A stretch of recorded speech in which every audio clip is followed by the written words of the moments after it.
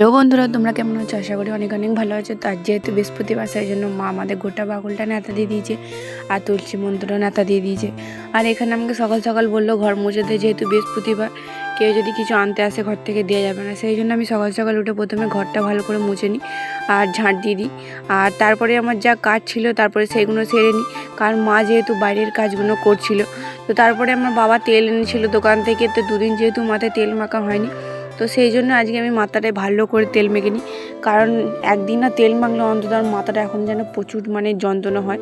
তো সেই জন্য মাথায় দুদিন না তেল মাখিনি বলে আজকে ভালো করে তেল মেখে নিয়েছি।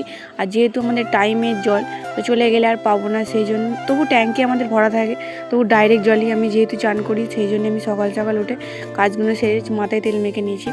ভাই আমাকে যে জামা কাপড়গুলো কাচতে দিয়েছিল সকালবেলা, তো সেইগুলোই আমি কেচে চলে আসি ছাদে শকুর দেওয়ার জন্য। তারপর আমিও চান করে নিই, চান টান করে মুখটা আমি ফেস ওয়াশ দিয়ে ভালো করে ধুয়ে নিই। ধুয়ে নেওয়ার পর এখানে ভালো করে মুখটাকে মুছে নিই। মুছে নেওয়ার পর যেহেতু বাইরে অনেক রোদ গরমকাল পড়ে গেছে, তো মুখে আমি একটা সানস্ক্রিন মেখে নিই, যেহেতু বাইরে আবার যেতেই হবে আমাকে কাজ করার জন্য। তো সেই জন্য আমার মুখে অনেক দাগ আছে, তো সেই জন্য আমি মুখে একটা সানস্ক্রিন মেখে নিই দাগের জন্য। তো তারপরে মাথাটাকে ভালো করে মুছে নিই। পরে সকালবেলায় যে তরকারি করেছিলাম সেটা দিয়ে মুড়ি তরকারি আমি খেতে বসে যাই। আর দেখতেই পাচ্ছ বাইরের অবস্থা। তারপরে আমাদের যে মেশিনটায় আমি কাজ করি সেই মেশিনটা নাকি সুতো জমে গেছিলো, সেই জন্য মা আর আমি পরিষ্কার করতে লেগেছি। তো আমি তো দেখতে পাইনি কোথায় সুতো জমেছিল। তো চলো আমি মেশিনটা পরিষ্কার করতে থাকি, নাহলে মা আমাকে দেবে দুমসো কিল।